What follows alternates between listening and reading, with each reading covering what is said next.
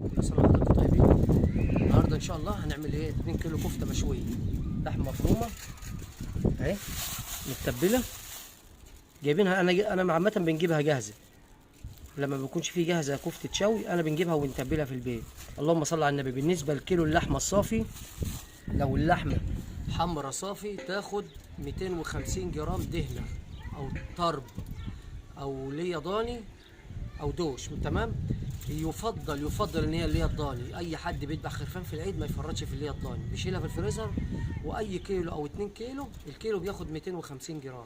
لو اللحمه نفسها اللي انا هنشتريها اللحمه الحمراء فيها دهنه بنديها 200 جرام بس، تمام. بالنسبه للحمه بتاخد ايه؟ انا بنديها بفلفل اسمر، بلح جوز الطيب، لو في بهارات لحمه ماشي، بس الاساسي ملح فلفل اسمر بلح جوز الطيب. وطبعا ايه الدهن زي ما قلنا. وممكن في ناس بتدي توم، في ناس بتدي خضره شبت او بقدونس كده. يعني انا ما بنديش الحاجات دي الصراحه، لان الخضره والشبت بيسودهم على الفحم. اللهم صل على النبي. والثوم بيبان طعمه في المفروم، انا ما بنديهوش، تمام. اللهم صل عليك يا محمد. بالنسبه للحمه المفرومه، البصل لو الكيلو بياخد بصلايه من غير ميتها التفل بس، بنعصر الميه بنعصر ميه البصل، نحط على شويه ميه زي دول، نبشر عليهم كمان طماطمتين ولا حاجه، تمام. نبشر عليهم طماطمتين وانا شغال بنشك نبيل ايدي منهم، بس ديت ميه عاديه، تمام. يعني الكيلو لو هينعمل على الفحم ياخد بصلايه من غير ميتها، بصلايه واحده بس من غير الميه. لو هيتعمل في الفرن بندي البصلايه بميتها وبصلتين، ما تزعلنيش، لان بتنزل كل الايدام بتاعها الدهن والميه البصل والكلام ده كله فين؟ في الصاج. فهي الكفته ما بتفتلش مني، لان بتنزل في الصاج زي ما هي ما بتفتلش. انما طبعا بتفرق لو حاجه زي دي كده يا محمد، واخد بالك؟ لو حاجه زي ديت لو انا اديتها البصل بميته بتفتل مني وتسقط مني، تمام. انما لو في الفرن انا بنبشر لها طماطمتين، ونديها مثلا كمان بنديها جزرتين مبشورين ناعمين خالص وطماطمتين، والبصل بميته. ما تزعلنيش لان هي محطوطه في الفرن مش هتفتل، انما على السيخ لا تفتل مني وتزعلني جامد في الشغل، تمام. بص كده يا محمد. بالنسبه بقى للشك، بصوا يا جماعه، بالنسبه للشك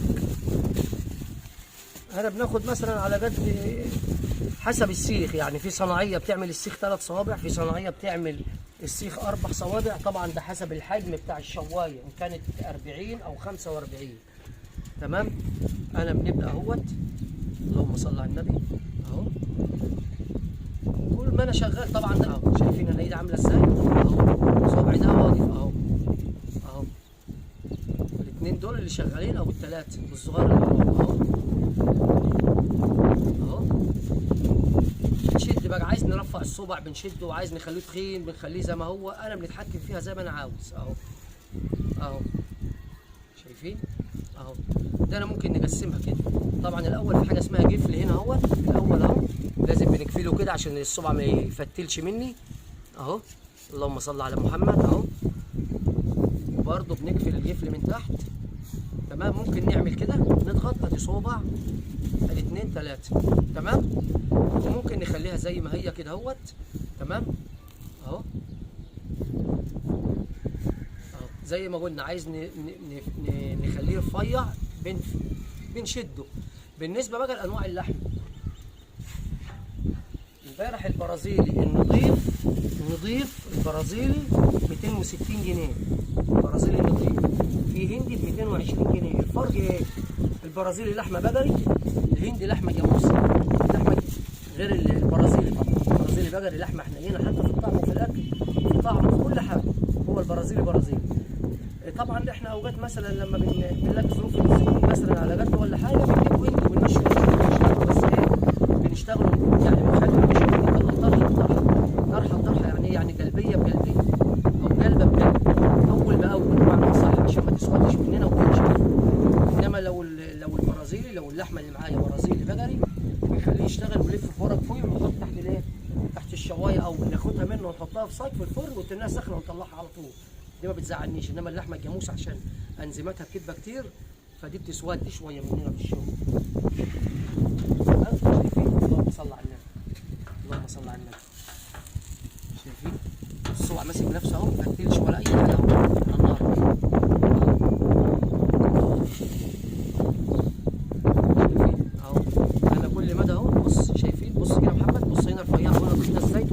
صبعي اهو اهو اهو. انا كده بنشد الصبع بنرفعه معاك، شايفين اهو بنشد الصبع. بس طبعا انا عارف انا بنعمل ايه، بنيجي عند حجم معين وبنقف ما نرفعش عن كده عشان ما يفتلش منه ويطلع زي ايه، زي الكاوتش، ينشف مني بمعنى اصح.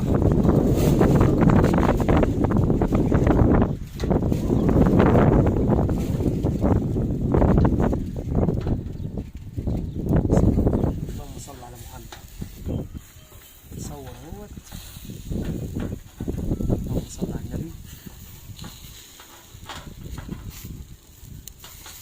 طبعا ايه الفحم شديد لانه فحم فواكه اهو. ياخد كمان سيخ كده. لازم نبل ايدي ميه، ليه بقى؟ عشان ايدي ما تلزقش في العجينه وتسقط مني تاني.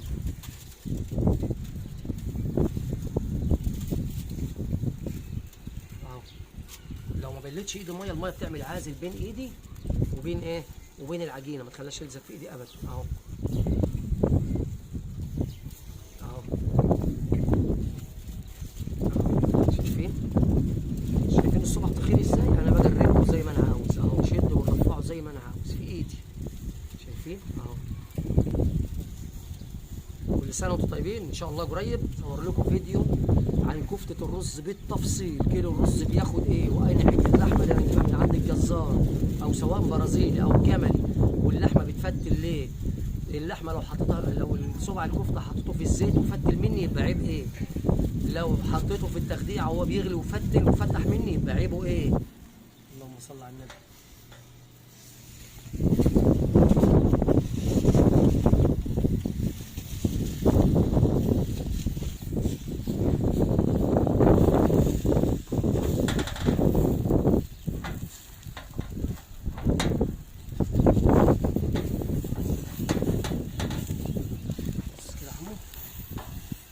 اهو نعمل ايه بقى؟ بص هنا، شايف في وساخه او مش وساخه، الحرف بتاع الشوايه او العفر او التراب بتاع الفحم لازم نمسح بيه كده اهو، نتضفى اهو، شايفين اهو. خلي بالكم من حته زي كده وانتوا بتشوفوا في البيت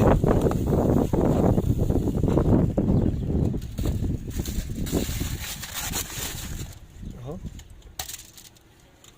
اهو. بسم الله ما شاء الله ولا قوه الا بالله. الف هنا وشفا. شايفين صوره حلوه.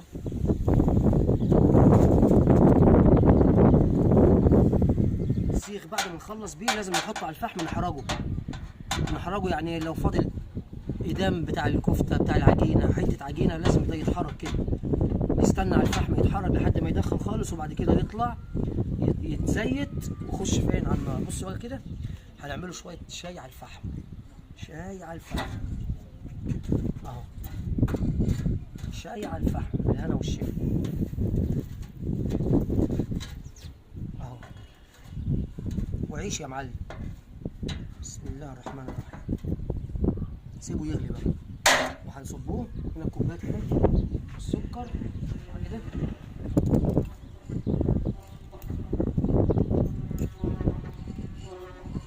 تمام يا باشا، يغلي بقى ونرجعه لكم تاني ان شاء الله. صباح الفل. بسم الله الرحمن الرحيم. بسم الله. اللهم صل على النبي.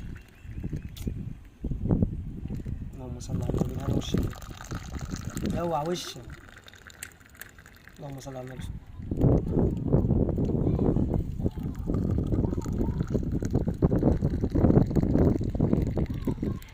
كوباية شاي على الفحم صح. اللهم صل على النبي.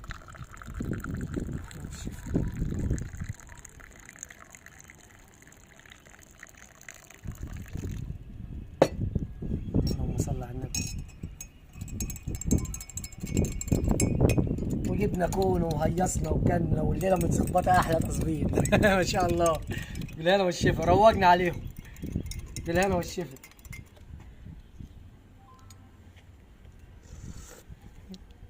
الله الله الله على الروقان. تسلم يا حبيبي، تسلم. كل سنه وانت طيب.